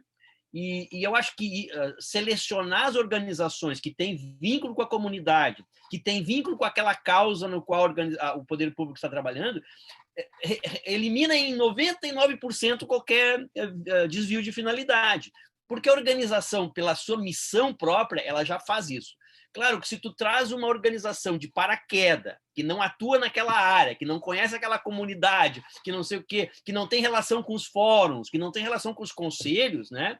Óbvio que aí a administração tem que arregalar os olhos, porque ela está trazendo para a parceria uma organização alheia àquela temática, alheia àquela comunidade, alheia aos órgãos de controle tradicionais, porque isso a gente não fala aqui, mas os conselhos, o que é política pública, os conselhos têm controle direto, né? Sabe quem sabe como é que faz, não sei o quê, né? Então, eu acho que isso é o primeiro. Segundo, a gente teve uma decisão aqui, né? Eu até já falei numa outra terça jurídica, o Tribunal de Justiça, a Prefeitura de Porto Alegre suspendeu por decreto repasses para as organizações da sociedade civil que trabalham com educação infantil, né? E aí, em articulação com o Fórum de Entidades do Ministério Público, houve uma ação em relação à Prefeitura e a Prefeitura foi obrigada a retomar, até porque fez o instrumento errado, né? Através de decreto, fez uma... Né? A discussão até nem entrou muito no mérito, para ser sincero aqui entre nós, né? Sincero.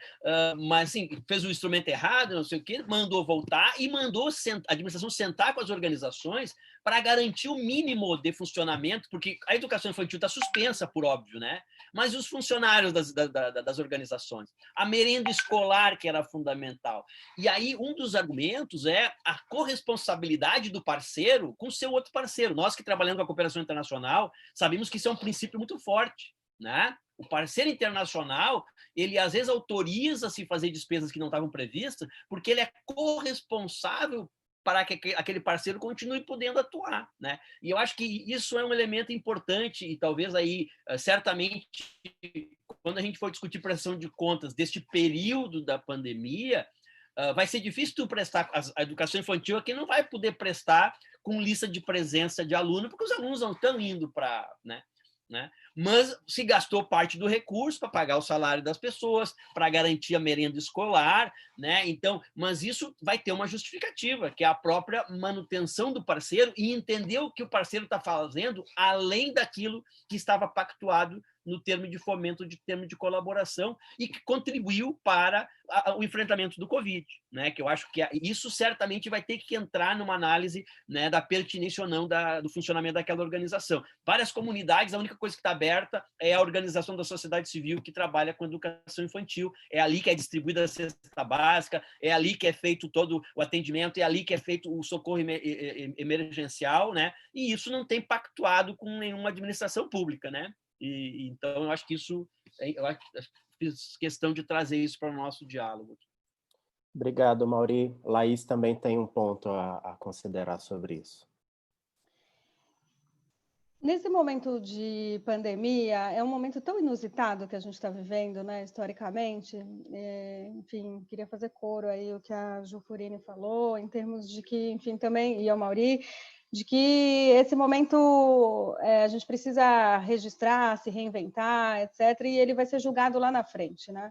Mas quanto mais consensos e pactuação, a Ju trouxe aqui a instrução do TCU, que fala da LINDB, a Lei de Introdução, né, ao Ordenamento Jurídico Brasileiro, que traz as normas brasileiras e que traz um pouco essa lógica de que as decisões precisam ter consensos e pensar nas suas consequências práticas, né? Então, tem essa decisão importante que o Mauri trouxe do TJ do Rio Grande do Sul. Eu queria mencionar que teve uma decisão semelhante no caso do Tribunal de Contas do município de São Paulo, julgando também, aí no caso era o programa do MOVA, né, de alfabetização de adultos, aqui no caso do município de São Paulo, e que chegou à mesma conclusão, de que não podia deixar simplesmente as organizações com repasse suspenso e que com todos as obrigações ali previstas no plano de trabalho sem o pagamento. A gente até escreveu um artigo sobre isso, eu, a Juliana Andrade e a Paula Estorto, depois a gente pode colocar o link no YouTube, circular, enfim, mas um pouco para sistematizar essas duas decisões jurisprudenciais, uma administrativa no Tribunal de Contas e outra judicial, para tentar ajudar no debate. Muito disso que está acontecendo também é a ausência de um regramento nacional, como também foi dito aqui pela Adriana. Então, assim, na ausência de uma lei que pudesse dar os parâmetros para isso, a gente tem algumas experiências de leis que estão regulamentando os contratos administrativos, como foi o caso da lei de Salvador, até aqui no município de São Paulo também, e que acabam estendendo isso um pouco para a lógica das parcerias, né? Mas a gente não tem muito detalhamento e a clareza disso. Existe o decreto federal que foi editado em abril, que fala sobre a prorrogação do prazo de adequação de planos de trabalho, né? Então, dá 120 dias para que essa adequação seja feita. Então, assim, tem algumas coisas meio esparsas. A gente precisava organizar isso, e que bom que vai ter essa reunião que Mauri anunciou aqui com a Frente Parlamentar em defesa das organizações, para que haja, de fato, uma indução mais positiva, pelo menos para os regramentos mais macros, né? A lógica, o grande problema disso é que, mesmo tendo um regramento nacional, as administrações públicas locais, pela sua autonomia federativa, acabam também, enfim, se conformando ali dentro da norma jurídica, a partir do que, enfim, as suas lideranças locais das autoridades públicas pensam. Então, tem a ver também com esse diálogo das organizações com o poder público. As duas decisões jurisprudenciais que a gente está citando teve envolvimento de parlamentar. Teve que o parlamentar ir lá provocar, né, para que as autoridades escutassem. Então, assim, as organizações precisam se articular em fóruns, redes, coletivos e pensar como fazer essas demandas de forma organizada para conseguir depois não se prejudicar mais ainda no futuro, porque a leitura do futuro vai ser com os fatos presentes, né? A gente teve aqui em São Paulo uma live do Tribunal de Contas do Estado, que vale a pena assistir, porque justamente mostra algumas coisas que eles já pensaram e outras que estão em aberto, tem várias questões em aberto, mas, em suma, aqui só para ajudar na orientação, no entendimento deles, eles acham que você pode fazer o pagamento das despesas previstas no plano de trabalho, mas as pessoas têm que continuar tendo função. Então, um exemplo que eles deram é que a cozinheira não pode fazer outra coisa, ela pode sim fazer uma capacitação, estudar, fazer alguma coisa para se aprimorar, mas ela não pode, enfim, ter uma outra função dentro do plano de trabalho. Então, isso é uma coisa para... É bem sério isso, para se pensar no planejamento de cada plano de trabalho. Quais são as reinvenções que vão ser feitas e para que essas repactuações não sejam só um lastro de que tem alguma coisa sendo feita, mas tem alguma coisa sendo feita com que lógica, com que coerência conectada ao plano de trabalho. A gente falava outro dia, eu estava numa outra live com o Mauri, a gente falava... A cozinheira não pode costurar máscara, então, é isso? Então, eu acho que tem que ficar claro isso nessa pactuação com o órgão público, né? Por isso, de novo, ajustar o plano de trabalho para que essas coisas aconteçam, para não vir um tipo de interpretação como essa, né? Que é bastante perigosa, mas que a gente já precisa já tem um cenário aí um pouco anunciado, não necessariamente que se consolida, mas só um pouco para lembrar.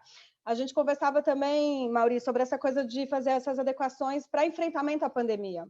Porque até naquele dia a gente divergiu um pouco, não sei qual vai ser a sua opinião aqui hoje, naquele dia você ponderou que achava que deveria ser uma outra parceria para isso, né? E eu defendo que acho que podem ser feitas as complementações e os ajustes na parceria existente. E com a coerência de que os públicos beneficiários desse enfrentamento à pandemia sejam os mesmos conectados com o público beneficiário do objeto. Então, não seria uma grande alteração de objeto, mas seria uma complementação de objeto, redirecionando recursos e ações para a realidade atual, que está precisando, enfim, de muito esforço, e tem a sociedade civil como um grande parceiro no front, enfim, já com uma contratação em andamento, acho que isso tudo poderia ser aproveitado em termos de potência, né? Mas, de fato, é óbvio que é melhor ter um regramento que autorize isso expressamente, porque, a princípio, o que a gente tem no artigo 30 do MIROSC é a dispensa do chamamento público, e aí realmente é uma nova parceria. Então, mas tem também a possibilidade de alteração do plano de trabalho previsto no MIROSC, então a gente poderia fazer essa adequação. Mas o decreto, por exemplo, teve um decreto no estado de Minas Gerais, que foi editado agora em junho, que autoriza a mudança do objeto, focando as ações para a pandemia, né? De uma forma clara, né? Então, assim, você pode alterar o objeto desde que o novo objeto seja para o enfrentamento à pandemia. Então, esse é um dos pontos que eu acho que na frente parlamentar vai ser debatido, mas trago aqui para a reflexão de todo mundo, de uma sorte de cuidados que tem que se ter nessa reinvenção e, enfim, nos pactos importantes a serem feitos com a administração pública nesse momento, e, por outro lado, também, enfim, que arcabouço jurídico a gente consegue emergencialmente programar para melhorar a partir dessas experiências aqui práticas que a gente já está vendo acontecer. Era um pouco essa só complementação aqui para o debate. Obrigado, Laís. Já chegamos aqui a nossa 1h30 de live. Hoje foi uma live estendida, né? O tema muito instigante, as nossas convidadas também, muitas contribuições fundamentais. Espero que esteja sendo assim, bastante útil para as organizações que estão nos assistindo ou que assistirão, né, depois do vídeo que fica no canal da ABONG. E eu queria, já indo para nosso momento final, abrir a palavra também para que cada uma possa fazer suas considerações finais. E aí finalizo com Otávio e Mauri também, nossas parceiras na live de hoje. Helena, você quer começar essa rodada final, até para falar do nosso atendimento? Bom, agradecer mais uma vez, né? Não... Tá ouvindo agora? Agora sim. Mais uma vez, Mauri, o Henrique e a Patrícia, que estão sempre aqui, né? Mas agradecer principalmente o Otávio, né? Tá sempre aqui, mas agradecer as nossas convidadas, que com certeza enriqueceram muito o debate. Fiquei até um pouco quietinha aqui para dar espaço para todo mundo falar, até porque não é todo dia, né, que a gente está com convidadas tão maravilhosas aqui, então agradecer. Acho que foi muito bom o debate, acho que a gente conseguiu trazer pontos importantes, né? Acho que muito esclarecedor para todas as organizações. E reforçar o que eu coloquei lá no começo, para as organizações que ainda seguirem com dúvidas e estiverem passando por situações específicas que geram uma insegurança jurídica ou algum questionamento, pode nos procurar através do e-mail, que é o jurídico@bong.org.br, que a gente por lá está passando essas orientações jurídicas, um pouco do que a gente tem falado aqui, mas também aprofundando os temas a partir das demandas que chegam para a gente. Então, quem estiver passando por uma situação decorrente da pandemia, ou mesmo antes, que tem uma dúvida em relação à prestação de contas e tal, pode escrever para a gente, que a gente responde pelo e-mail, passando essas orientações jurídicas. E nos casos, a nossa orientação jurídica não envolve atuação processual, né? Então, a gente não vai entrar com o processo naqueles últimos casos que a gente espera que sejam o mínimo possível, mas que precisa de uma demanda mesmo jurídica. Então, a gente também tem essa parceria com o Instituto Pro Bono para encaminhar essas situações. Então, a gente dá essas orientações e nos casos que realmente necessita de uma atuação processual, a gente encaminha para o Instituto Pro Bono, que tem feito essa parceria com a gente. Então, agradecer todo mundo. E terça que vem estaremos aqui de novo, mais uma terça jurídica. Obrigado, Helena. Adriana, Juliana, obrigado pela participação de vocês. Considerações finais? Bom, mais uma vez agradecer, parabenizar, na verdade, a BONG, Instituto Polis, Instituto Pro Bono pela realização do evento. Acho que uma das coisas que a gente mais tem buscado apoiar nessa pandemia é a produção de conhecimento, né? Acho que a gente precisa muito se fortalecer aqui enquanto sociedade civil organizada, então isso é fundamental. E só lembrar, então, dessa responsabilidade, né, atual, porque a gente está construindo mesmo esse caminho, então gostei do que o Mauri falou, né, a gente não pode esquecer de quais são nossos direitos, então também ter sempre isso em mente na hora de lidar com esses desafios todos do dia a dia, porque também se eventualmente a gente começar a abrir mão de algumas coisas porque o contexto está difícil e estamos numa situação excepcional, a gente pode criar lá na frente um parâmetro que não é exatamente o que a gente deseja. Então, lembrar disso, né? Apesar das dificuldades, a gente está trilhando esse caminho e é esse o caminho que vai estar depois pavimentado. Então, que a gente possa se apoiar e continuar trocando para construir esse caminho da melhor forma possível. Adriana? Bom, gente, agradecer novamente pela oportunidade. É um debate que é muito necessário, não só em tempos de pandemia, também fora de tempos de pandemia, porque a gente sabe os desafios que as organizações enfrentam no dia a dia dessa relação com o poder público, né? É um trabalho, de fato, que é educativo, e reafirmar o que foi dito principalmente por Juliana, né? Lembrar que são direitos, pensar também nesse papel de diálogo com o poder público, nesse papel educativo que pode partir das organizações, e sempre buscar se resguardar, principalmente nesse período que a gente está com muitas incertezas jurídicas, não temos normativas especificando a situação, então, principalmente nesse período, ter uma atenção redobrada, e continuar lutando para que os direitos sejam de fato implementados e garantidos, inclusive em tempos de pandemia. Obrigado, Adriana. Laís, Juliana, também muito grato pela participação de vocês. Espero que venham mais também terças jurídicas com a presença de vocês. Bom, eu quero agradecer mais uma vez por estar aqui, né, por participar desse evento muito importante para todo mundo, né, para as organizações, para nós advogados, para a BONG, para o Instituto Pro Bono, enfim. Eu só queria finalizar a fala falando assim, a palavra do momento é proatividade, né? A gente sabe que as entidades estão passando por dificuldades, assim como, né, a população inteira, mas acho que o importante existem parcerias sendo suspensas, adaptadas, etc. A entidade precisa apresentar isso para o poder público, mas apresentar o problema e também uma proposta de solução. O que não dá é simplesmente parar tudo e, meu Deus, o que é que eu faço? Né? A entidade tem que provocar, né, a administração, e a ideia é que a solução seja construída em consenso, de forma não prejudicar a administração pública, não prejudicar a entidade, não prejudicar o público beneficiário, que é o mais importante. Então, a ideia é provoquem, né, proponham soluções e chamem a administração pública para conversar. Eu acho que essa é a ideia no momento. Obrigada.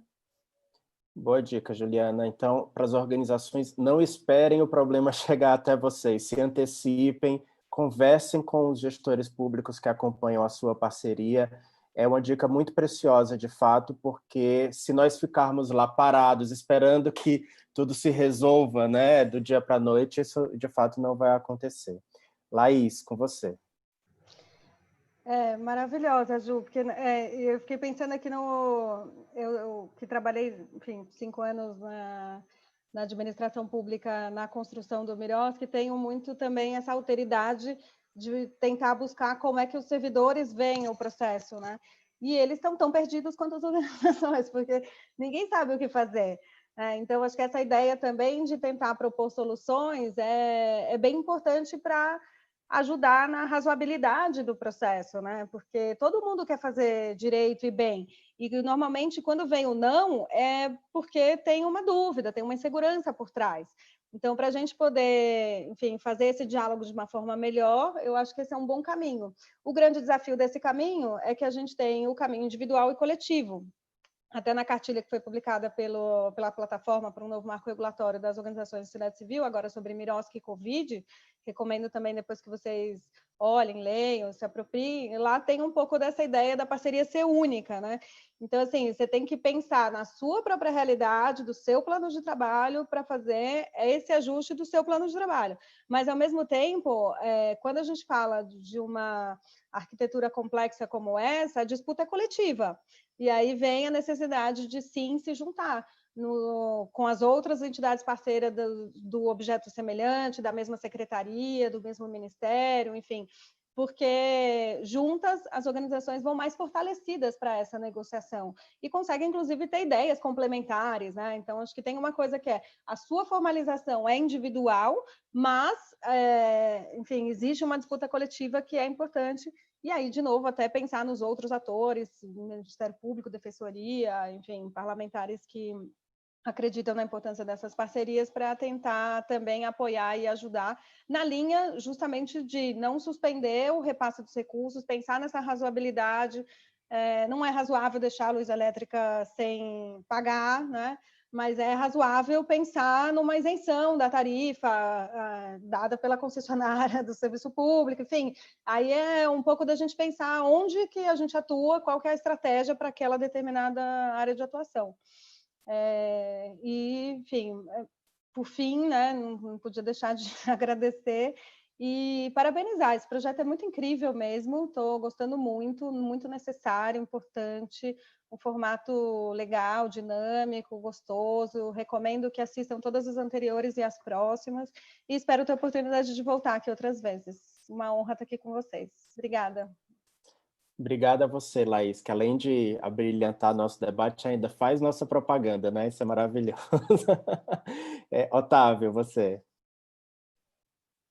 Bom, gente, eu tenho brincado, né, que nas últimas lives eu tenho me sentido menos participante e mais plateia, porque eu tenho aprendido muito aqui com a contribuição de todas e todos, e hoje não foi diferente, assim. Então, queria agradecer a Laís e a Juliana Andrade, que tive o prazer de conhecer hoje aqui, né, participando do live. Queria agradecer especialmente a Adriana e a Juliana Florino, né, representantes do Matos Filho, que é um dos grandes parceiros nossos. É sempre um prazer contar com vocês. E agradecer, como sempre, toda a equipe da Bong e do Instituto Polis, com o Henrique, a Helena, o Mauri, a Patrícia. Tem sido um prazer e espero que podemos continuar indo além com esse projeto que tem sido tão proveitoso. Vamos lá, Otávio, seguindo. Mauri, hoje não temos a Eleutéria com as belas frases, né? Mas estou contando com você para fazer um fechamento bacana, Mauri. Abre aí seu microfone e a palavra é sua. Nós devíamos ter trazido o poema, né, para não perder. Não, acho que agradecer, acho que foi muito boa. A gente imaginava que ia ser boa mesmo, né, pelas convidadas aí, pelo tema, né. Eu acho que reforçar isso que a Laís colocou, né, da atuação conjunta, né, o papel da plataforma Miroski aí, que desde 2010 tem cumprido um papel importante para conquistar o direito e agora tem acompanhado aí o processo de implantação, né? A gente tem o desafio de criar os coletivos estaduais da plataforma, né? Lutando pela sustentabilidade das organizações e pela nossa autonomia. Eu acho que é essa tarefa e infelizmente, no tema da prestação de contas é onde está pegando, né? Tanto a sustentabilidade quanto o tema da autonomia. Então, agradecer aí essa oportunidade da gente conseguir criar esse espaço e seguimos juntos, como eu coloquei, né, Henrique? Na semana que vem é plano de trabalho, né? Que nós vamos aí fechando esse kit aí das parcerias. Valeu, obrigado pela oportunidade. Exato, isso que nós falamos que é o coração das parcerias, né? Convido todos e todas a acompanharem semana que vem a terça jurídica sobre os planos de trabalho. Gente, muitíssimo obrigado, foi uma live super especial, espero que todos e todas tenham gostado, né? Fiquem bem, fiquem em casa, protejam-se e nos vemos na próxima oportunidade. Obrigado. Tchau, tchau. Cuidem-se. Tchau. Cuidem-se, fiquem em casa, se puderem. Tchau.